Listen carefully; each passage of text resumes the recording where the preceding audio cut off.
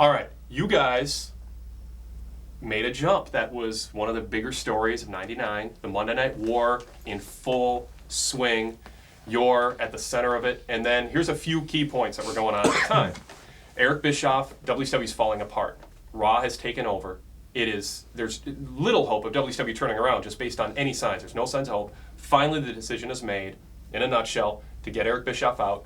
New corporate head comes in, Bill Bush, and he is trying to figure out how to fix this. And at the same time that's happening, SmackDown is added to the schedule. You are in a position now to have to do twice the work at a time of a very competitive environment. You weren't working 15 hours a week. You were working a lot. There's no consideration made towards your pay, and at the same time, WCW is looking for help.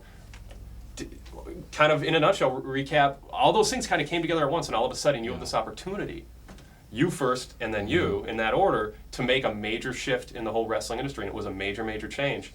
Talk about that moment in time when you realized you could change the way things were going. It was also probably the one of the most crucial factors in it was the addition of SmackDown. I mean, we were already at our rope's end. Sorry. We were already at the end of our ropes with the amount of time, effort, energy that we expended on every episode of Raw and the pay-per-views and everything else that we were doing. Because I mean, don't forget that at this time there were tons of other little side projects that we were supervising and sitting in on meetings for and things like that, because we were at the center of the creative for the entire company. So it wasn't just the shows as well, although that was the majority of our time.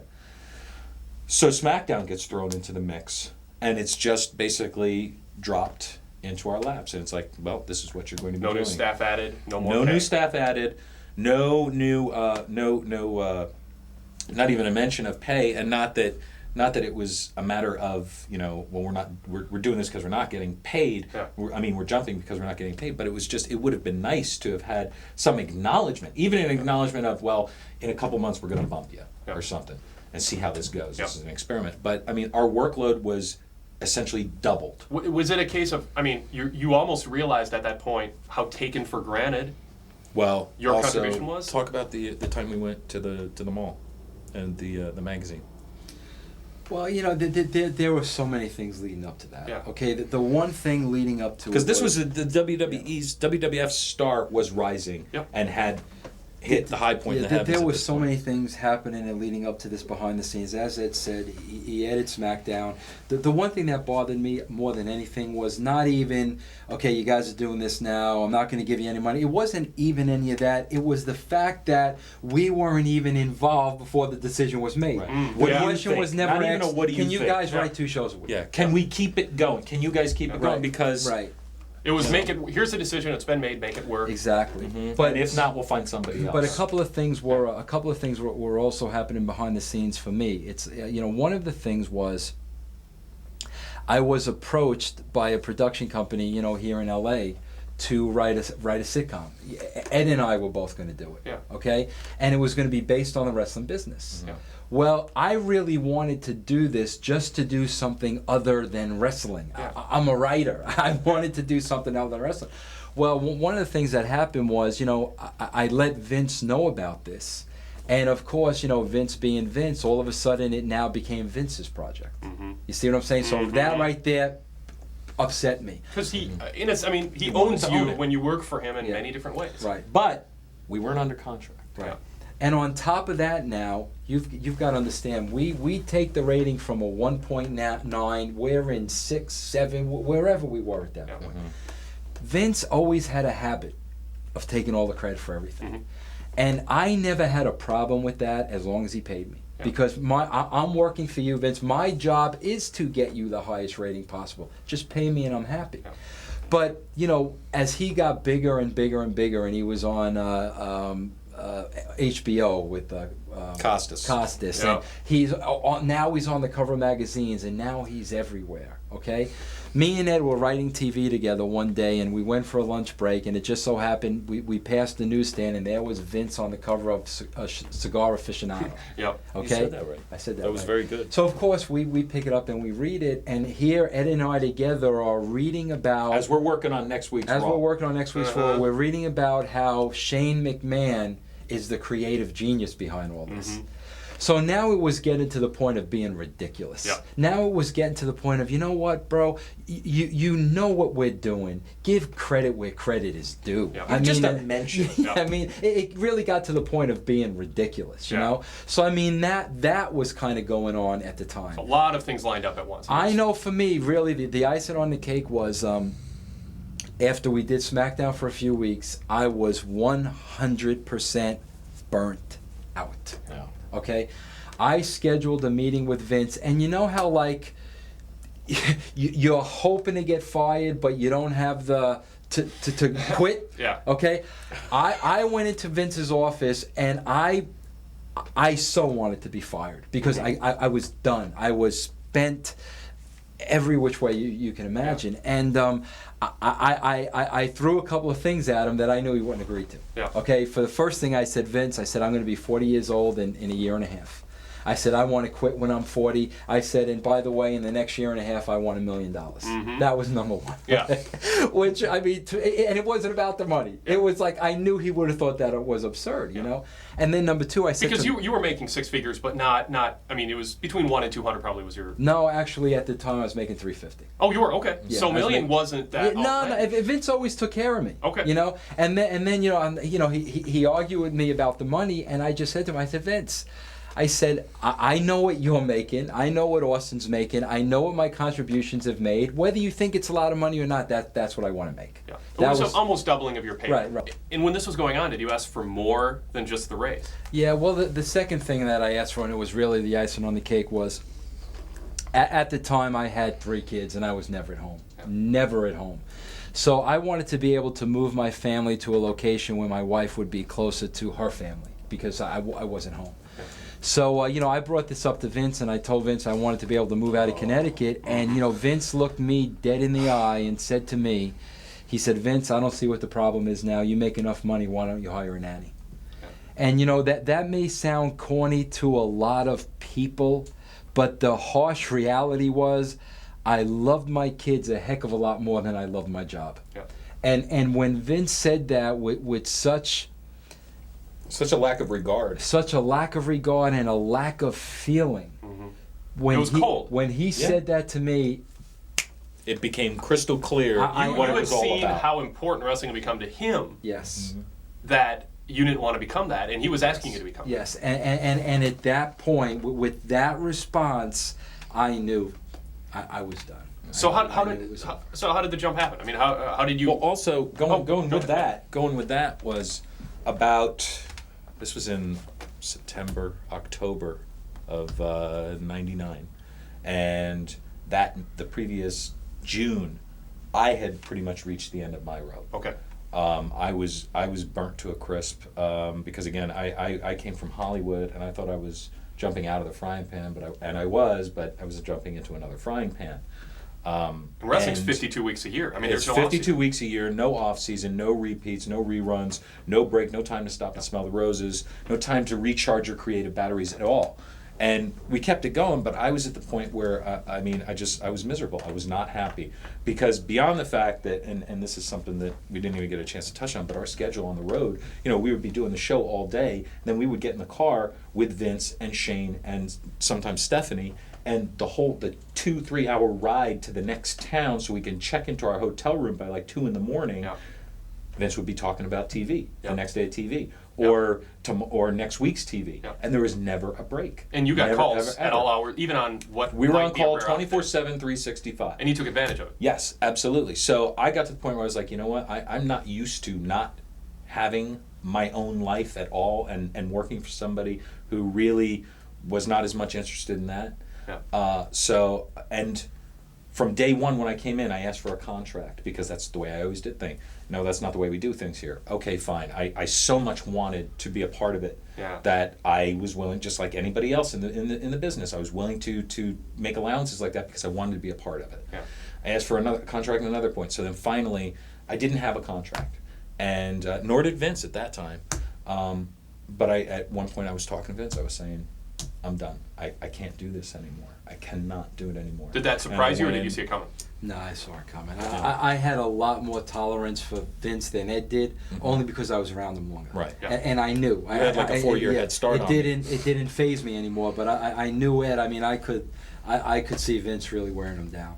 So I basically went in. It was one of our days when we were sitting around the dining room table, and I said, Vince, before we get any further, I just got to tell you, I need to put in my notice because I just can't do this anymore. And Vince was great about it because he basically said, well, really don't want to lose you. Respect where you're coming from. Blah blah blah. Do me a favor, and take the week off. Mm-hmm. Go home, relax, talk to your wife. See if there's anything that we could do to make it more appealing for you so that way you won't leave. Yeah. Because I don't want to lose your contribution. So in respect to Vince and the opportunity that he gave me, I said, okay, and it's a reasonable fine. request. It's a completely reasonable request. But I knew in my heart of hearts I was done. Yeah. Because I knew it wasn't going to get better. Yeah. Went home, talked about it with my wife. I talked about it with Vince, and basically what happened was I basically, through Vince, because he and I had a long lunch one day at a Howard Johnson's over big clam boats, which were really nice. And I basically told him, look, I don't want to come back, so this is what I'm asking for. Yeah. I'm asking for my salary to be doubled, which, again, no way in hell I expected that to happen. And I also would like to only travel 1 week out of the month. I only want to go to one TV out of the month. And I said, and I'll go to the pay-per-view because that's a 3-day taping. That's the long taping. I'll go to that. But in the meantime, I will be home. I will be on call if you need something. Like if Vince, if you're running around and you need a promo written, call me. Let me know what you need. I'll write it up and I'll fax it off to you immediately. Yeah. So I came up with this, thinking there's no way he'd ever go for it. Vince presented it to him. Vince McMahon said, okay. And I was like, damn it. Because it was like Vince going into his office wanting to get fired. And I wanted him to say, well, no, we can't do that. Yeah. Thank you very much. So he did. But what happened was, and this is getting ahead of ourselves a little bit, I feel vindicated because when we made that trip to Atlanta, and we'll talk about that, to sign the deals with WCW, I came back and there were 3 messages on my phone from Vince's assistant, Beth, telling me that Vince expects me to be at TV tomorrow. Now, I had just gone to TV the week before. That was my one time out of the month. So he was going back on the agreement that we had. So the timing couldn't have been more perfect. So you're saying after you gave notice, he called you and expected you to increase your workload, or am I off the timeline? No, but when Vince told me that he, well, I'm getting ahead of us. Why don't you talk about your contact and how you made the jump? The first, whole thing and was, then I'll so throw in I my 2 left cents. Vince's office, about the nanny thing and everything, Yeah. and he said to me, let me think about the money. Yeah. And I was like, I said to myself, Vince, you go ahead and think about it, okay? He let maybe 2-3 weeks go by and didn't say a word to me. Yeah. And the situation wasn't getting better. Yeah. We still So have 2 shows a week. now I realized, a couple of things were going through my mind. First of all, I was mentally, physically, spiritually, every which way, burnt out and done with the wrestling business. But now there were a couple of things I was looking at. I was looking at, I felt at that point that Ed and I had done everything we possibly could at the WWF. We peaked it. It wasn't going any higher. I knew it wasn't. I was always about the challenge. I always needed the challenge. Yeah. So I saw a situation at WCW that we had now buried, and here they were, where I had started with Vince, and I'm thinking 2 things. Number one, this is now, I'm going from the frying pan to the fire. I get that. Yeah. But number one, at least this is now a challenge. And number 2, I will suck this up for 2 years, save all my money, and get out. Yeah. But the fact of the matter was, before I went to WCW, I was done. I Yeah. mean, I was done. And you know what? I'll be honest with you. They should have been smart enough to realize that. But they were so excited to get us that they never really took the time to see where we were at. Because the fact was, I walked in there a beaten man. And I walked in there saying, you know, I'll sign for 2 years. How much you're going to give me, and then I'm getting out. Yeah. You know. And you did say I want 2 years, but you thought, well, if things go well, that puts you in a good position. You don't want a longer term deal because either you want to get out after 2 years or you Yeah, want but you know leverage. what? There was no. I mean, it was 2 years because they tried to sign me to a 3-year deal, Yeah. and the fact of the matter was, I would have made money that third year when they shut down. Yeah. But there was no way. I mean, So did you misrepresent yourself to Bill Bush in negotiations as I'm excited to do this when deep down you knew you were burned out? Is that not really, because I wear my heart on my sleeve. Yeah. So you know, I'm sure that that's the way part of me came across. Yeah. Because I can't hide it. I Well, mean, because I was, also it was a matter of Vince presenting himself, because I was there at the time, presenting himself as being burnt out and being done, but also as a result of what we had been going through in the WWE and this new challenge being more invigorating and revitalizing Right. potentially, and that's Yeah. what the hope was. And also the thing about it was too, the difference was, you know, I had the option to not have to go to every TV. Yeah. If I wanted to miss one once in a while, Yeah. they were going to let me miss one. And you've got to understand something. When Ed and I were there, they paraded everybody in there. You talk about a horse and pony show. Yeah. I knew they were not going to let me leave Atlanta without signing a contract. Yeah. I mean, I knew it. And Yeah. that's my fault. You know, but I knew they were going to bring in the president if they had to for us to sign that deal. at the time were things so heated that you saying I want a month off before I start would have seemed like 2 years in real time? I mean, would it have been better for you from a pure success standpoint, recharging your batteries, not going right from writing Raw to 7 days later, being at Nitro, and then We writing it kind the of next did week? have, because the first show we really wrote was that Halloween Havoc, which was almost a month later. Okay. So we did Okay. have at least 3 weeks Yeah. to kind of get up to, because we wanted to get up to speed on the product. But you're still immersed in Absolutely. wrestling. Absolutely. A month on a beach somewhere. That might have maybe been- in retrospect. Well, It might not have been enough, Where knowing what we know were now. you in October of '99? Yeah. Where were you? Why didn't you tell us that at that point? Because we Yeah. could have used that perspective. And you know what? I mean, it's what we're about to get into. Maybe it wouldn't have made a difference. Yeah. Because WCW was a different animal. Now, do you have something you want to say about how you ended up on board? Well, with yeah, this? I mean, it was a matter of, because now you see where I was coming from, how I had quit. I was Yeah. only traveling once a month. I was still putting in a lot of hours, but at this point now I wasn't putting in as much as Vince, because Vince still had to go to the TV. Vince, I think it was the Thursday before that Thursday of that week, called me on the phone, and he told me what was going on. That he had been talking to WCW, and he was going to fly down there. No, it was Friday. You were going to fly down there Saturday. Yeah. And it almost felt like he was saying, this is what I'm going to do. Yeah. And I was like, well, because immediately the wheels started churning in my mind, and the first thing I thought of was, if he leaves, everything is going to fall on my lap. Yeah. Everything, and it's going to be exactly what I don't want it to be, and exactly what it was. And I without hesitation, I said, well, if they want me to, they can have me. Yeah. If you're going, what am I going to stick around here for? I'll last 3 weeks, Yeah. and then I'll explode or blow up or get myself fired or something like that. So Vince went down, met with them on Saturday. I got a call Saturday night with flight information, and they talked to both of us on Sunday, and we signed contracts Sunday night. And now, did you call Vince and McMahon and tell him personally of your decision, or did you do that first and then you didn't have to, or how did that work? no. Do you want to? Yeah, and this is what I always get I feel I always get a bad rap for this, but the fact of the matter was, there was nothing I was afraid to say to Vince's face. Yeah. And a lot of people say, well, Vince, you owed Vince this and you owed Vince that, and you got to really stop and ask yourself, well, who really owed who here? Because you didn't give him 2 weeks' notice. That's what you're talking about. Right, People criticize right, you because right, right. you called Vince Sunday and said, guess what? Tomorrow's show, Right. I'm not going to be there and I'm not Wasn't writing an it. option. Yeah. Well, but the thing And the is, contract it's was like, signed too. You didn't even give him a chance to give a counter well, offer. well, keep in mind though, I told him about the $1 million Yeah. I wanted. 3 weeks had passed. Yeah. Nothing. Yeah. So basically now, we had the show was at the Meadowlands the next day. I flew from Atlanta. I had to switch planes in Philly. It was 10:30 at night in Philly on Sunday night. Yeah, we were. Vince is expecting me in the Meadowlands on Monday. Yeah. I don't have too many options here. And the thing is, if this was about money, you would not have signed the WCW deal. You would have said, okay, but I owe Vince a phone call. Right. And you would have asked for a counter offer. It wasn't just about the money. WCW is interested. Are you going to pony up the million? If you pony up the million, yeah. In your defense, that's the thing. It wasn't about I'll be money. honest That with proves you. The remark about my kids, Yeah.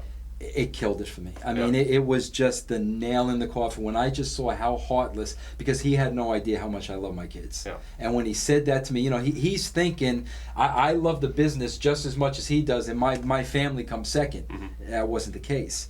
But, you know, my only option was to call him up and tell him. And this is the part, too, that is just so comical to me, because everybody talks about the success of the WWF when Russo and Ferrara left. Mm-hmm.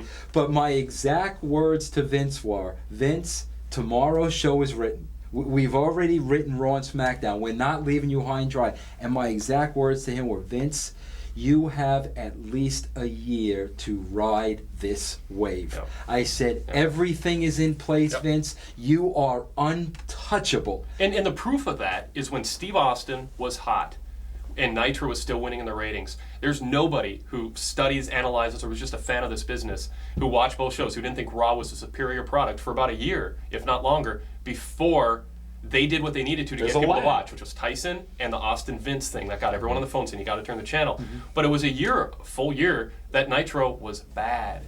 Mm-hmm. And it was still winning in the ratings. And that's where, no doubt about it, let's say you only did 10% of the work and not 90% of the creative work. It doesn't matter what percent. The bottom line is when you left, there was a year worth of everybody could have walked away and question. left those characters in place. And that Absolutely. was my exact words. Yeah. Because he started the conversation, wanted to be very heated. Yeah. Like the first thing he threw at me was, I'm going to sue you. And I'm like, sue me for what? I never had a contract. Yeah. What do you sue me? Yeah.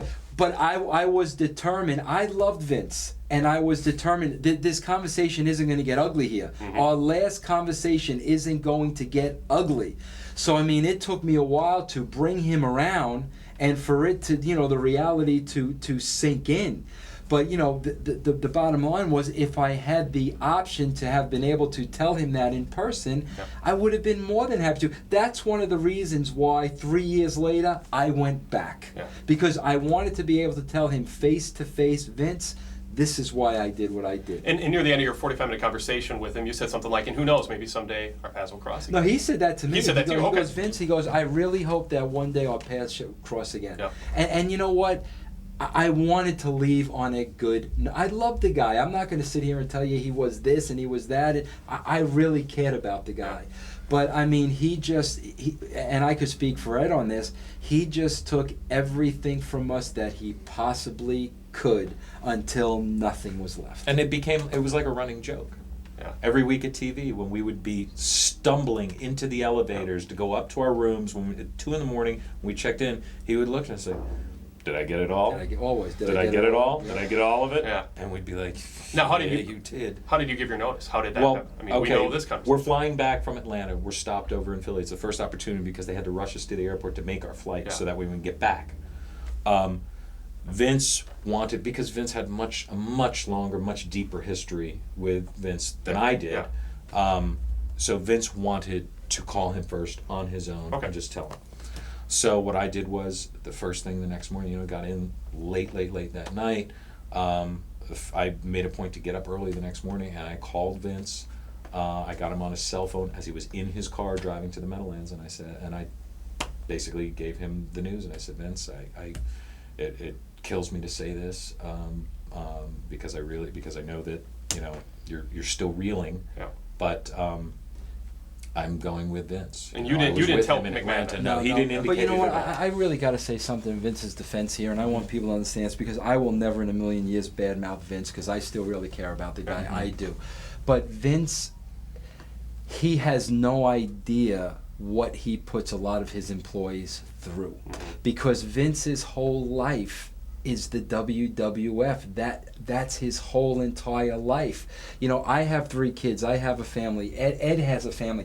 You've got to be willing, in order to be successful and have a job, you've got to be willing to give Vince your life on a silver platter. Mm-hmm. And the bottom line is we both did that. Mm-hmm. But we both did it until we couldn't do it anymore. Mm-hmm. And it's almost like Vince just, he doesn't know any better because that's his work ethic. And it's so work- many it's other worked people for do him. that. And It's so worked for many him. people do Yes, that. yeah. Yeah. I'll be the first one to say, Vince's call was always the first one there and the Last last one to leave. leave. And some people don't understand why Brian Gewirtz gets the attention from Vince that he does and the power, and it's because he is the type of person who fits the mold you're talking about. He's willing to give his life Right, up right. to Vince McMahon, and when Vince McMahon finds somebody like that, he's going to Right. nurture and protect. And that's the whole thing too. I mean, I probably started with Vince when I was, early 30s, mid 30s. As you get older and older and older and older, and now you're seeing the family grow up without you there. All of a sudden now, it starts to shift. Yeah. And I think Vince just sometimes really has a hard time understanding that because he can't understand why you wouldn't want to do anything but this. Yeah. And Yeah. it's It's insight into him. I mean, that's all he knows, and it in some ways it might be the only way he thinks it'll work. He might be so concerned that if he doesn't give it 100% Right. all the time, it'll Right. all be taken away. Right. There's no room for slack. There's Yeah. no Yeah. margin for Because there's error. too many people who want what he has in his mind. Right. Exactly. Now, you guys get to WCW, and I'm sure you have a preconceived notion. You've heard about it to an extent. You've got a preconceived notion. I know interviewing you, your first week on the job, you were very excited about the depth of talent. You said your mouth was watering. You were on the edge. You couldn't wait to work with Goldberg and Sting and Buff Bagwell in the same way that you had Austin and Rock and Mick Foley. You get there. I mean, this can be a very open-ended question, but what surprised you about how different life was in basically the same job? I mean, their nuances are different, but basically the same job. You're working for Vince McMahon, now you're working for Bill Bush. Describe how it was different, Man, that should have been the first question. because you can talk for 4 hours on it. Yeah, I mean, it comes down to, and before we went in there, we had gotten the heads up. It's a different world down there. Because there isn't a Vince McMahon leading. There it. isn't. Yeah. There's no place where the buck stops. Yeah. I mean, what you have is with the WWF, you have got a company where the buck stops with Vince McMahon. Yeah. He says thumbs up, thumbs down on everything. Yeah. And if you have a problem, you go to Vince. If one of the boys doesn't want to do something, they appeal to Vince. Yeah. If somebody has an idea, they go to Vince. Here, we've got a oxymoronic, look it up, big word. corporate Is that like a pimple? wrestling. Is that a pimple cream? It could be. It could be. Yeah. You've got a corporate wrestling company. Yeah. So because of the corporate nature, because of the ties to TBS, there was always somebody who you could go over somebody's head to appeal to, Yeah. or somebody could go to somebody else. There was no one place where the buck stopped, and the boys knew this, and they used this to their advantage as frequently as it could. And that, to us, because we came from the culture of the WWF and that locker room and that culture with Vince at the helm and Vince at the head and being the buck stopper, that it just was, at the time, it was kind of inconceivable to us. And this is a company that flew in 140 wrestlers. I don't know even know if that's exactly figure. Maybe it was 80, and they used 20. But they weren't organized enough to save on 60 or 100 plane tickets every single week. Yeah. And it was just, well, the money's there, let's spend it, because we don't want to have to plan ahead or think. You mentioned earlier in the interview, you submitted production notes. Yeah. And they were like, what's that? I mean, it was that disorganized. Yeah. And the thing too about it was the big change for me was once I became successful in the WWF, I had Vince's protection. Mm-hmm. Nobody touched me. Mm-hmm. If they mess with me, they mess with Vince. Yeah. I mean, that's the way it was, and I had his protection. The first thing I noticed in WCW, and it was the first TV we went to, okay? There was a lot of talking going on behind my back. And everywhere I turned, I saw this and this and this and this. So we got to the point, I'm talking about a month in, where I knew exactly what was going on. But I was getting paid to do a job. I don't get involved in the political games, okay? I was confident in my role and what I could do, and basically my mentality was, you know what? If Bill Bush is naive enough to listen to these guys, then you know what? Send me home and replace me, because I know that they can't do half the job I could do if I was allowed to do it. So, I mean, I knew it was going to happen. I mean, the writing was on the walls, but I at no point was going to get involved in that game, because the truth is, Ed and I were interested in trying to turn the company around. Right. That's what we were trying to do. And I mean, other people had other agendas, but we tried to stick with the plan of turning that number around. Now, you talked about how smart Rock was. Steve Austin, very smart to the wrestling business and a smart guy. Mick Foley, probably up there with Rock when it comes to pure intelligence of people you worked with. And Triple H, the Circle Assassin, that's not just a gimmick. You get to WCW, and the talent, they appear to be as big of a stars as Rock and Austin and Foley and Hunter were, because they potentially. Well, in a sense, fans perceive them that way because, they were number one in the ratings for a long time. Right. Now they're not, but they were, and now it's like all these other reasons that they're not big stars. You get there, and I'm kind of guessing here, but I think you start looking at Sting, whose mind is about 20% on wrestling, 80% other stuff. You get to Bill Goldberg. He just thinks he's the hottest thing ever, and it's he thinks I can do no wrong, but he doesn't understand the business because he didn't do what Steve Austin did for 10 years leading up to it. Buff Bagwell, my gosh, you look at him, you think he's got potential, then you talk to him, and you're like, oh my gosh. We thought Buff had potential through the roof, because we were pitching at one point to bring him in to WWF, and we were in WWF. And when you started touting Buff in the interview with me on WCW Live, and people were like, oh, Russo must have been working really hard in the WWF to think Buff has that kind of potential, because people who are following behind the scenes in WCW knew Bagwell was not. But you know what? It was 3 years earlier. You also do not want to go into this thing with preconceived notions. Right. And we didn't. Yes. When we walked in, everybody was on the same playing field, just like we did at WWF. The difference was there are a lot of people that were a lot more vicious. I mean, they wanted to take you down, and they made no bones about it, and they would lie, they would steal, they would cheat, they would do whatever they had to do to hurt you.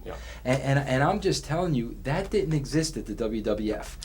Because there was never a chance Vince McMahon wouldn't be there in 3 years to make you pay the price for something you did today. But with Bill Bush or Eric Bischoff or Jim Herd or Kid Fry, it was the Wild West. It was Wild West. It was completely the Wild West, because again, like I said, there wasn't anybody steering the ship, and you had the guys where we were talking about the intelligence of Rock and Mick and Austin, and their intelligence in getting over their characters. It almost seemed like a lot of the guys in WCW, they used their intelligence to try and play puppet master behind the scenes, and everybody was working everybody else at all times. And I mean, I think one of the biggest contributors, there's so many reasons, but Goldberg wasn't Austin. He wasn't. It was a mirage. It was a brilliant mirage that was created, but deep down, that substance wasn't there. And you can say, even if the corporate environment, this is my question, is if the corporate environment was perfect and there was a solid leader in place who everybody respected, but he wasn't a wrestling guy, but he was an iron fist. He said, you are the boss and you will be for 2 years, and everyone respected that. Do you think you still would have been a success? And let's say standards and practices didn't exist. Do you still think you could have recreated with Goldberg and Sting and Bret what you had with Rock and Foley and Austin? Because I think they're... I'm telling you, man, I was very... Ed and I worked there for 3 months. Yeah. The last show before we started, I remember, the rating was a 2.6. After 3 months, we were at a 3.4.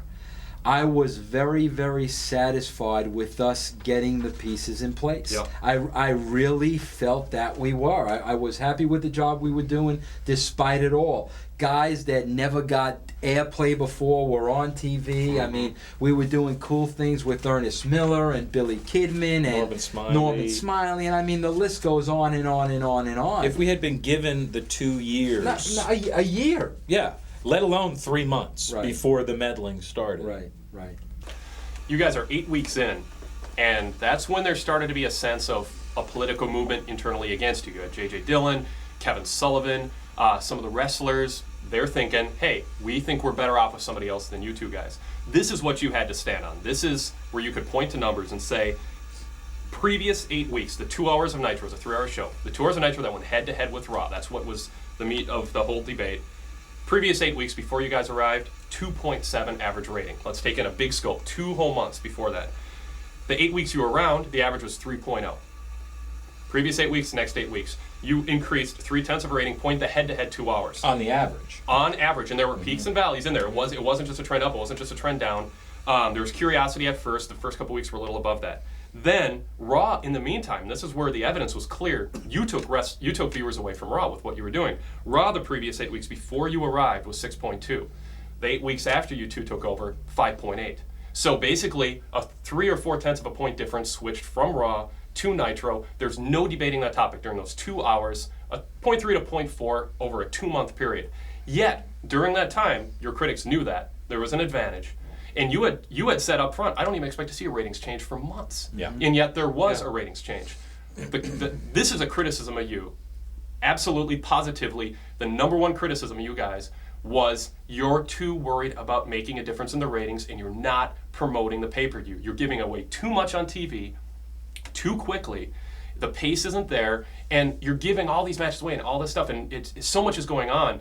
There isn't that feeling of Starrcade's coming up and it's going to be the biggest match ever. And I know that was the argument the critics used against you. How do you react to that? Did you feel a pressure to deliver right away with the ratings, or did you not even feel you were taking that approach? Let me start, and then because I know you've got a lot to say on this too.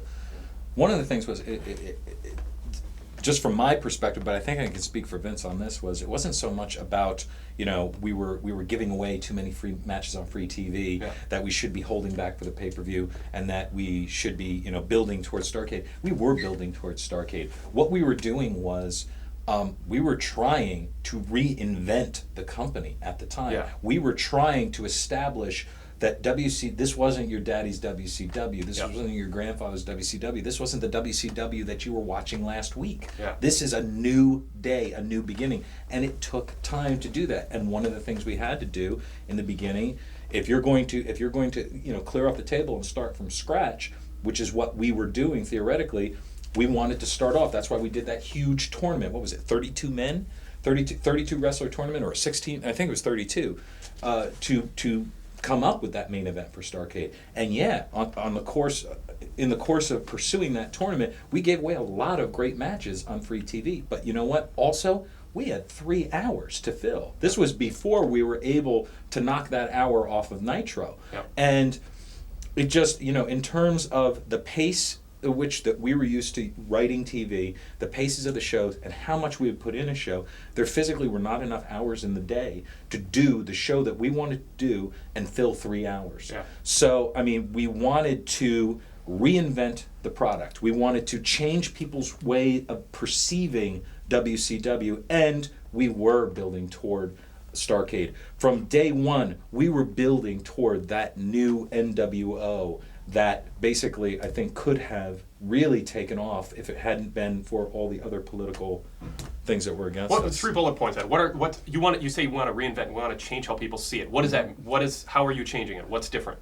Giving guys a shot that had been previously taken for granted and not given shots to, not given attention. So one thing fans time. are going to notice watching your first 8 to 12 weeks is different wrestlers are getting a push than used to. Correct. What's another? Giving them an opportunity to take the ball and run with it. Another thing we were doing was changing the tone of the program, because we watched the Nitro the night after we got hired. We got together that Monday night and watched Nitro at Vince's house.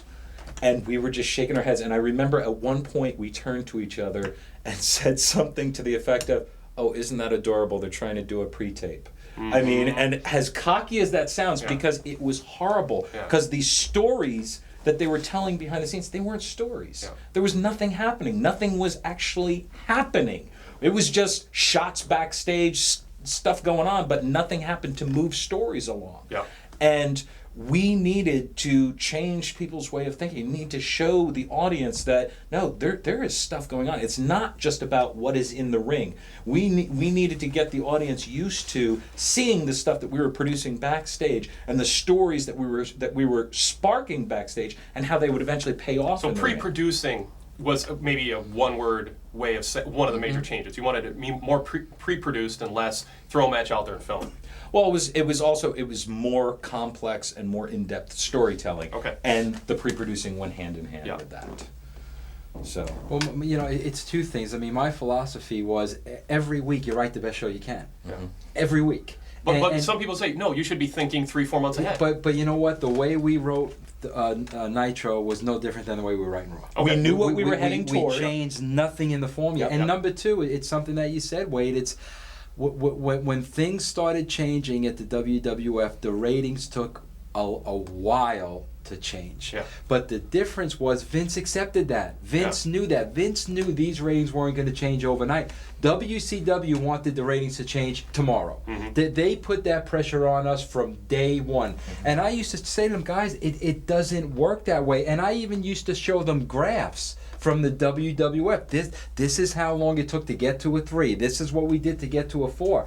But they literally wanted to go from a 2 to a 4 in a month. Yeah. And realistically, that's impossible for And plus all the any roadblocks show. that they were throwing in our way. Right. I mean, if you want to look at it as we were the world jumping jack champions. Yeah. And they signed us because they wanted us to do jumping jacks on their TV. And then they put handcuffs and manacles on us and said, "Why aren't you doing good jumping jacks?" Well, what's a money angle? Not a 30-second comedy side bit or something that would have been fun, and you disagree that it didn't make the air. But what's something that was money that they said no to that really hampered your style? Because I understand frustration if you wanted to do something kind of risque, but was that really enough to just slow down the big picture, which is we need to get these two guys over and make people pay to see them fight? Well, bro, you got to understand at the time, what you got to ask yourself, was there any real big money angles? Because the reality was they were so deep in a hole that it was like nobody was over anymore. Right. I mean, literally, No, you're right. and that's why one of the things Ed and I had to do was get some of these guys over again. Or get them back over. You talked earlier about Bret Hart. I mean, look what they did to this guy. Yeah. The NWO, Hall and Nash, they ran that thing into the ground. So the reality of it is when we took over, there really was no money to be made. What we were trying to do, our big thing was that NWO angle and the different faces, and Bret being a big part of that. Yeah. And then what happened to us that really hurt was when Bret got hurt. This is something we planned for 3 months. Yeah. All of a sudden, Bret's hurt, and it's almost like you're right back where you started, But, And 2 days before the pay-per-view, we find this out. Right. We found it out on a Thursday. Right. Now, you're about 8-10 weeks in, there's political forces working against you. Kevin Sullivan. You clearly did not have the confidence and the authority behind you to feel that you were on solid ground. But when word came in January that you're out, did that just blow you away, or did you kind of see it coming, or how did you react to the news when they said, "Oh, we gave you 3 months"? That's well, enough. it really didn't work that way. I mean, it's so funny because so much was going on behind the scenes politically, and we were at my house. We were writing the television. I'll never forget, I think Ed was there and Terry Taylor was there. When Ed and Terry Taylor left, I called my attorney and I said, "I don't care what you have to do. You've got to get me out of this deal." I said, I'll leave every penny on the table. You've got to get me out of this, That same day, I supposedly was supposed to go to the office to have a meeting with Hogan and Flair. So I just have that conversation with my attorney, okay? And I go to the office, and of course there's no Hogan, there's no Flair, there's Bill Bush, okay? So Bill Bush sits behind his desk, and Bill Bush was like... He wasn't the most imposing figure But he was also the nicest guy in the world. He was such a sweet guy. Nicest guy in the world, and so I knew he was white as a ghost. So I knew he's dropping some kind of a bomb here. Yeah. So, he sits down and he says to me, almost shaken, very scared. Yeah. Vince, we've decided to take a change in direction here, and we want you to be part of a committee. Now, you've got to understand, I just got off the phone with my lawyer saying, you got to get me out of this. Yeah. So the first thing I'm thinking of is, these guys are breaching my contract. Yeah. I couldn't have been any more luckier. So I kind of looked Bill in the eye and I said, Bill, with all due respect, I said, I didn't get hired to be part of a committee. Yeah. I said, I'm not interested in that. I said, you do what you got to do. I understand. I'm not interested in being part of a committee. I said, so I'm going to go home now, and you call me and tell me what you're going to do about my contract. Yeah. And that was it. Because, and the committee was happy to have you gone because they wanted it. Oh, absolutely. And they did. For the next, I guess the next 3 months, Yeah.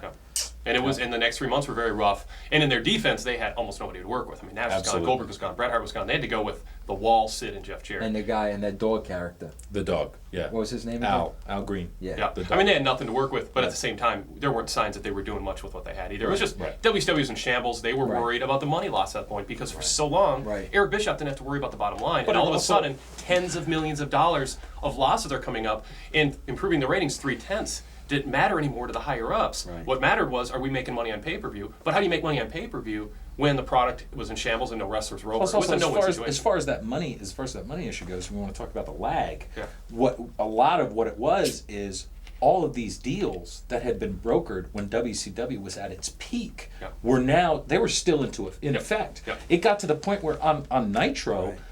We had the WCW racing segment, and we had this segment, and then that segment, and we had all these promotional considerations to take care of.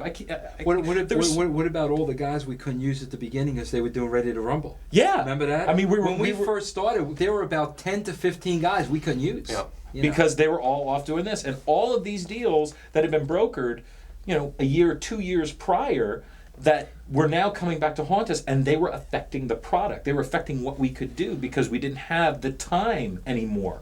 Okay, let's take into account all those reasons that worked against you.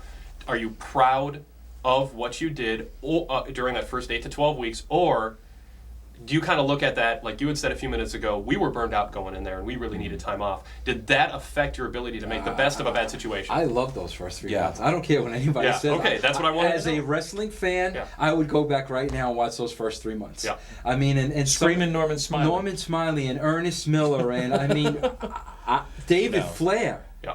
I mean, I'm Plus, sorry. also, I mean, the build up to that NWO. I mean, we keep harping on it, but that was going to be the watershed angle if it had been able to play out the way that we had planned for it. And then the Scott Steiner reveal, we had everybody, convinced that he was because the rumors had been around. He's hurt. He can't work. Right. And when we brought him in to do that, and he nailed it out of the park. Yeah. That tearful, choked up promo, that was in the Astrodome too, I believe. Yeah, it was. The entire house was red hot when he finally revealed, it was unbelievable. So it was stuff like that was making it worthwhile. And also not to undersell the stuff we were doing with the guys that were lower on the card, like the Norman Smileys and I mean, I'm not going to lie to you. that. I enjoyed writing those 3 months with Yeah. Ed. I enjoyed it. You got to Yeah. understand. I knew everything that was going on behind me, Yeah. but I wasn't going to deal with it.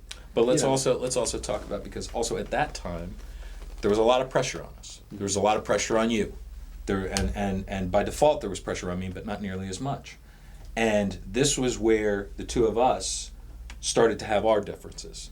When we were in the WWF, we were in the trenches together. We got thrown together as partners, an ad hoc partnership, but through that we developed a chemistry, a working relationship, and a friendship that you just can't find. Yeah. We were incredibly tight because we had each other's back, and that was the bottom line. Nobody else did. Yep. When we went into WCW, I know Vince was feeling a lot of pressure to deliver the numbers and whatnot, but I found myself preaching a little bit more of restraint. And not so much restraint of we can't push it, we can't do that, or we shouldn't do that, or anything like that. It was just a matter of, look, we can do this one of two ways. We can go in, Cowboys, guns blazing, and deal with the political ramifications, which are already amassing on the horizon. Mhm. Amassing, that means gathering. Yeah, like going to church. Yeah, something like, because you gather at church. Okay. But we also had, standards and practices to deal with. Yeah. And it was like every week we were doing some little something to piss off standards and practices. And that's something about And- standards and practices too that you got to understand. The rules changed every week. Yeah. Ed and I said, give us a standards and practices handbook. Yeah. Give us a list of what Let we us can know do or what can't we do. can Yeah. do and what we can do. We asked that for 3 months. The problem was every week the rules changed. So And it was a distraction. It didn't Right, necessarily well, keep no, real. it was a speed bump. What the distraction was we're writing television now, not knowing what we could do and what we couldn't do this week, because they would never give us the guide. They would never show us, okay, here it is. Yeah.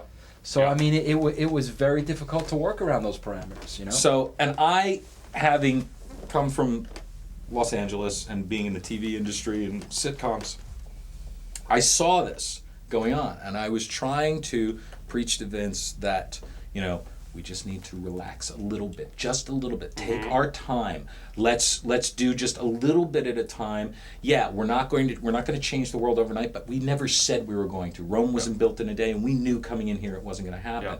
But it seemed to me, and I can only speak from my perspective on this, that Vince was feeling a lot more of the pressure, and as a result of that, he was making decisions more along the lines of, no, we got to do this now. We got to do this now, and that was where we started to not see eye to eye. Yeah. And that was where we had our differences. And it that's affected where the we friendship. And it definitely affected the friendship, but not greatly until that 3-month mark was up. Yeah.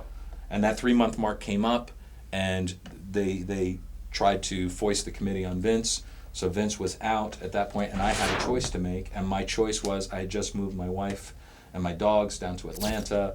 I didn't feel like going back to Los Angeles was something that I would want to do, and go back into regular TV writing at all. So I had made a choice, and I was going to stick with it. And did that hurt that he didn't? Oh yeah, absolutely. Because at that point, I'm not looking at Ed's point of view. Yeah. Mm-hmm. I'm looking at, you schmuck. I brought you in here with me. Yeah. I wasn't going to leave you with Vince, in the Wolves by yourself. I brought you in with me. They spit in my face.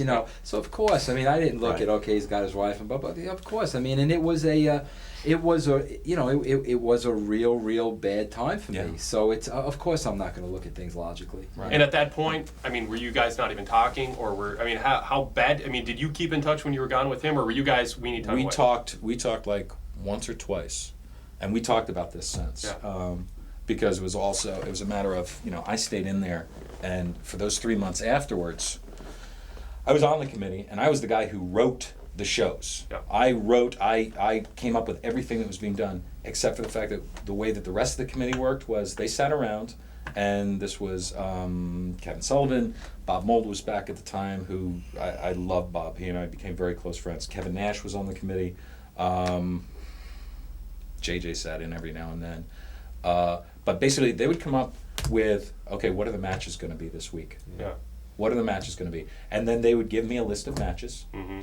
and Yeah, I makes would sense. go That off, makes sense. and I would fill in the cracks with the putty and Yeah. try and come up with something interesting that wasn't just matches. That goes right back to the bubble. In Yeah. their world, That's the perfectly matches come acceptable. first, Yeah. and then the stories follow. Build In up. our world, the stories dictate the matches. Mm-hmm. That's the flow. Now, then change comes, and it's you and Eric Bischoff, the dream team who you went to work with Bischoff if he were still in charge when you got hired in the first place, but now you're put together with him. Where explain that and how your feelings on that.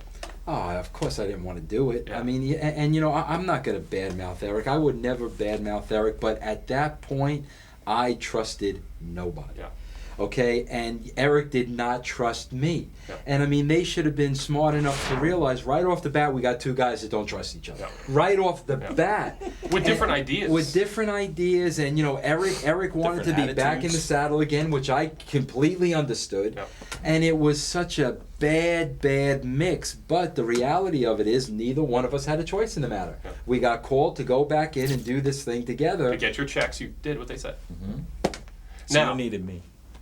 Yeah. Now, during the second run, a lot of stuff was done that was criticized. David Arquette being champion as one, and you've defended that a lot. Said mainstream publicity was more important than the integrity of the belt. That may not be a fair way to put your defense, but that's to sum it up in an eggshell. Do you look back now and say, you know what, the belts should have been treated not as a prop, the infamous words that get thrown back at you a lot, but should have been protected more so that the belt meant something, because that belt changed hands, and all your belts changed hands so fast that title changes meant nothing anymore. Well, again, it's look at how David Arquette won the belt. Oh, it was a fluke, but nevertheless. Okay, it doesn't matter. It doesn't matter. Anybody who is a non-wrestling fan, see, that's the problem. Yeah. You're always going to have your core of wrestling fans. As long as wrestling is in the title, they're going to watch the show. But they were watching Raw. Okay, but I mean, in that instance, they Right. had an alternative. That was the tough part. Right, but exactly. But, you know, the whole success of the WWF was bringing in those fans that weren't wrestling fans, Yeah. bringing them in from the outside and you know, and bringing them to your product. And basically with the David Arquette thing, I mean, that's all we were trying to do was to get the publicity, and we did. We got a lot of publicity. Do you still for it. feel strongly that was the right decision? Absolutely. I'd make that same decision tomorrow. I would fight that to my grave. How about you becoming world champion? In similar situation, you in the interview I did with you when you got hired by WCW said, my ego's not involved. I don't want to be on TV. Right. What went through your mind when you said fans want to see Vince Russo as a world champion? That'd be a good thing to do. But that's the thing again. It wasn't like that. Yeah. I mean, you got to look at the circumstances. First of all, again, it goes right back to with Vince McMahon and throwing out the wrestling rule book, and it goes back to the reality. And anything can happen on any given night. You've got to tune in. But why you? Well, but because it was the circumstances of the match. If you remember, I was in a cage match with Booker T. Yeah. I mean that was the whole deal. Yeah. As Booker T is ready to walk out the cage, in comes Goldberg, who spears me through the cage before Booker T can walk out. Yep. That's entertainment. But why you? Why you in that position? You're the writer, and you know that downfall. A lot of in the history of the wrestling is people who write their own show putting themselves in the middle of it. Not only because maybe you lose perspective on what's working, what isn't, but you also lose the confidence of the performers because they think you're putting you in front of them. Let me just add one thing, and then you can. But I hear you. But the bottom line was, after that happened, the very next night I gave the title back. Right. I mean, it's not like Vince Russo had this run. It was just done for entertainment's sake and entertainment value. You know, it goes back to, you got 4 hours of TV a week. You've got to try to do something different. One thing I'll say to back up what Vince was saying, but a different tack on it, was the fact that at the time in the storyline, he was essentially the one of the top heels, presences. Yes.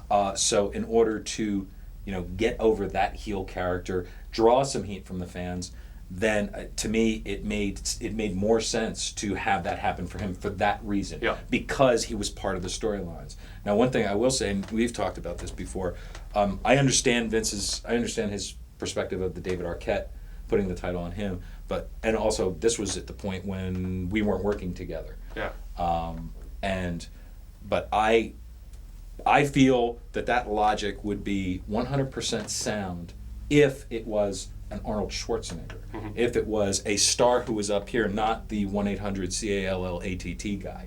You know what I mean? And I think that's where a lot of the problems come from. If we're going to put the belt on a non-wrestler, make it somebody at least that will make more of a splash, as opposed to a fluke kind of B-level celebrity. No one but. And I think that's where the insult was added to injury. Okay, another criticism, Vince, especially in the second run, is inconsistency. You had wrestlers on the air, you had announcers on the air talking about how finishes were planned, and someone broke from script. When you say that on the air, the mentality of the viewer is, well, I don't know if I can take anything seriously. That comes up later when I'm supposed to believe there's a real fight going on and suspend my disbelief and get into it, because they're telling me some stuff is scripted and some isn't. The fans you were appealing to, who would know and be able to make sense of that, were the ones who knew better and knew nobody was breaking from script. Even the stuff that was scripted to sound like it wasn't in script actually was part of the script. You couldn't recreate that Bret Hart feeling of spontaneity anymore, because the fans who you were appealing to, critics point to this era and say, knew everything was scripted. So just put on a show and entertain us. Don't try to trick us, or don't change beats. Does that make sense in retrospect, that people were seeing it that way and that's something you're criticized for? Again, when you talk about criticism, okay, which I can accept, I used to have a much more problem with it than I do now. But when you when you talk about criticism, okay, you're talking about the criticism from the pure 100% by the dirt sheets, wrestling fans. Who are looking at the ratings and the buy rates Right. and attendance crashing, and they want to see the business protected, Okay. and they thought you were hurting something they love Well, by approaching it the way you were. And I understand And that. so do you understand the I criticism? do understand that, but it all goes back to those fans are going to be there forever. I was going to go back at the WWE. It was about I guess a year and a half ago. Yeah. I'll never forget it. When I went there, the rating was a 3.7. What was the rating last Monday night? 3.8. Yeah, roughly. Okay, so Yeah. a year Yeah. and a half, that's not changed. Yep. That is your core audience that is going to watch wrestling Yep. as long as wrestling was in the title. And decent. Yeah. I mean, WWE's done a decent enough job. Right. Well, again, it all goes back to the same formula that worked at the WWF to bring that whole other crowd that laugh. I have a 14-year-old son Yeah. that thinks wrestling is a joke. I know 12-year-old kids that think wrestling is a joke. Yeah. The only way you're going to get that back is to throw some sense of reality into the mix, where maybe it's even a deal where they don't quite know what's going on, but I want to tune in next week to try to figure this thing out. That's what happened with the Vince interview with Brett. Yeah. A lot of people, they even Ed, you knew something was wrong here, you knew something was different, but you weren't quite sure of what it was. That made you tune in the following week, because here's the bottom line.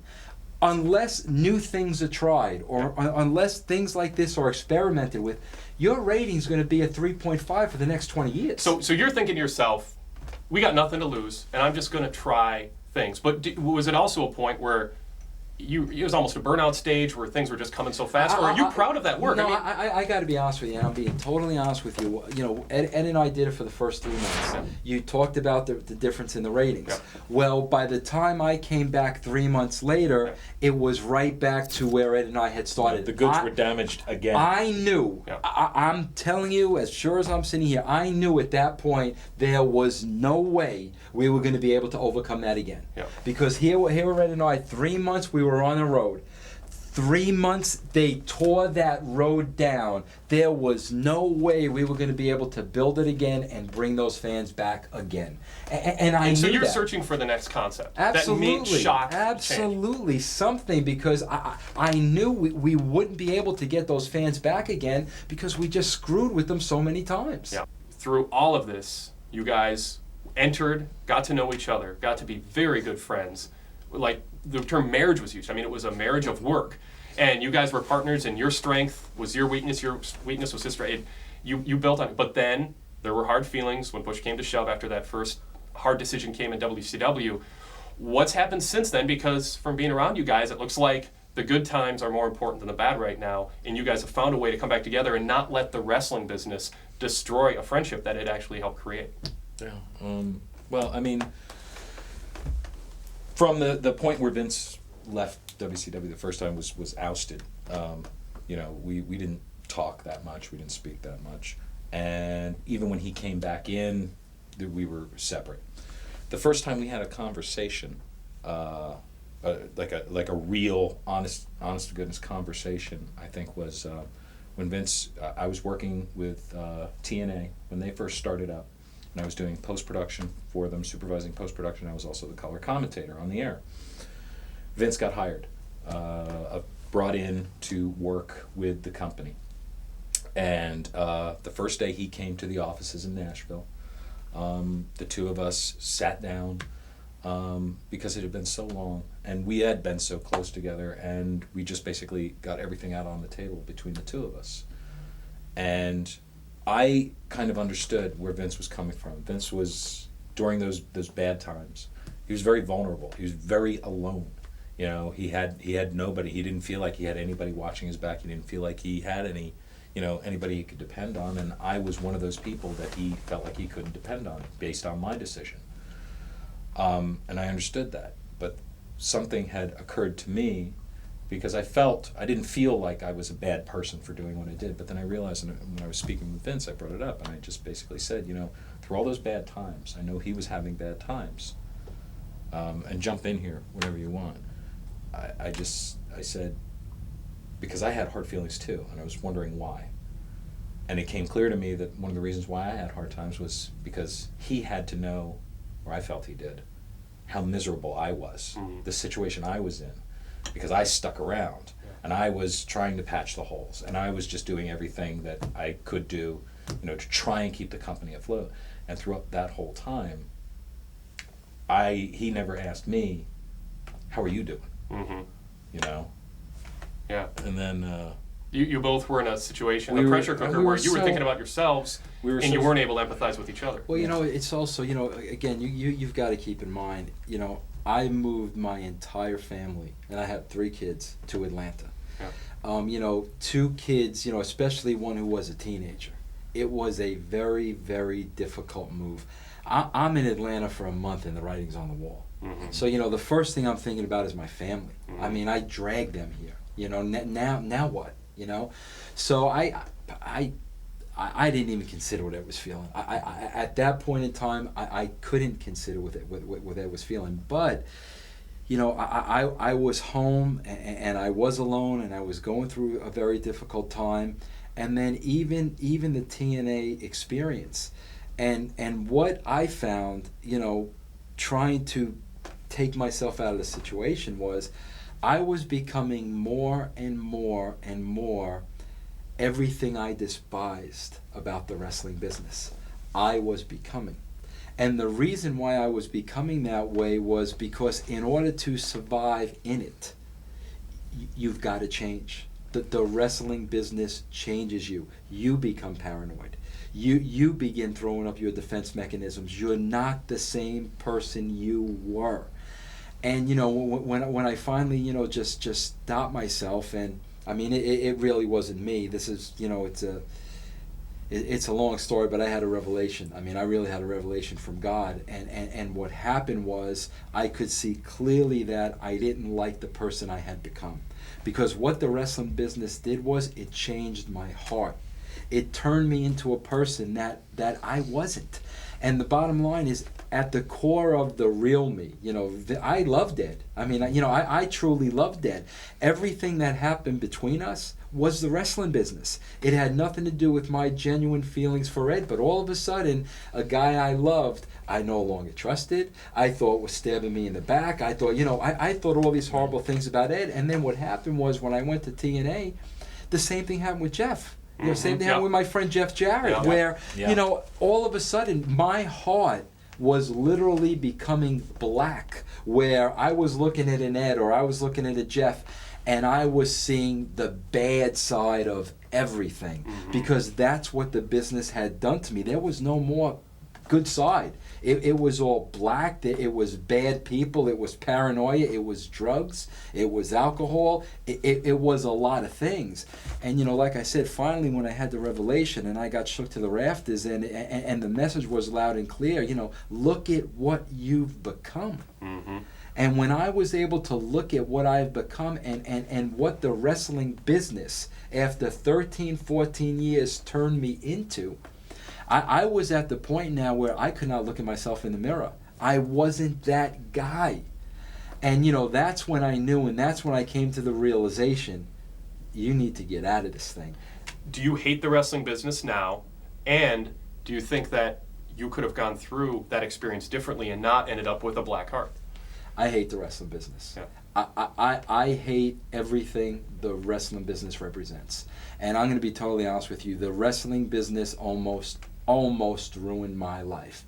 And again, if it wasn't for that revelation, and if it wasn't for God coming to the rescue when I was at rock bottom, I don't know what I would have done, because I went through many bouts of depression, many bouts of, anxiety. I went through many difficult and concussions, times. Physical. And it was because of the environment that I was in. Do you think you were especially vulnerable, and other people might not have been as vulnerable and ended up in the same dark place you did?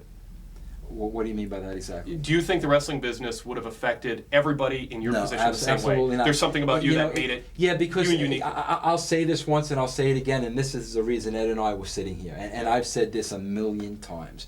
You cannot be a good guy and exist in the wrestling business. And remain a good guy. And remain a good guy. Yeah, you either have to change or get out, but you can't be a good guy and be in the wrestling business. It's not cut out for Does people that like make you think a little differently than your answer earlier about Triple H? You've been away from him for a few years. Now he's been in the business a long time. Do you think that's possible? I mean, I know you can't speak to him specifically, I but know Triple H went through exactly what I went through, and Triple H was put in a position where he came in the nice guy like me, innocent with all the right intentions, and the business forces you to change. I heard a story just the other day of Triple H walking into a hotel, 2 o'clock in the morning. 2 kids were there to get an autograph. He wouldn't give either one of them an autograph at 2 o'clock in the morning. That's not the Hunter I know. Yeah. So that tells me the same thing is happening to him that happened to me. The only difference is, I got a wake-up call from God. Yeah. And I had to look myself in the mirror, and I had to say, look at what you've become. And I had to make that change. And do you agree with those thoughts, or do you think it's a different people will experience it differently? I think that I agree with the fact that you've got to either get out or change if you're a good person. Yeah. I don't hate the wrestling business the way that Vince does. I know it's not for me, and I don't like to see what it's done to a lot of very good people. Is it inherent in the wrestling business, or is it inherent in the people who happen to run the wrestling business? What's the difference? But it is There could be in a parallel Right, universe. right. Could professional wrestling as an entertainment form exist and not hurt people like you and make you? I think it could, but I mean, you'd have to literally start from square one, and you would have to reinvent So the infrastructure of the entire certain people business. with control are in control of whether it's a dark world to be part of. I think it's Or is it the it's nature a of the fact- beast and it's unavoidable? it's an entire subculture. Yeah. And it's kind of like when you have, I know, you've got 2 friends that individually they're great people and you get along really well. Like they're a couple, a man and a woman. Individually they're great people, really good people. You bring them together, and for some reason there's some sort of chemical reaction that causes them to bring out the worst in each other. Yeah. And that, to me, is what the wrestling industry does with all these people together. It just brings out the worst. It just might be the baggage that's carried from where it came From one to another, where it came from, a and place how where people it can succeeded. flourish. How people succeeded historically is how people are going to try to succeed in the future, and that pattern is one that is going to destroy good. I mean, and I feel badly because, like Vince, it's the business has brought me so much pleasure over the course of my life, being a fan all the time as a kid, looking at it through those eyes of innocence. Having been in it, not so much. Yes or no? Would you do it all over again? No. Would you do it all over again? I don't know.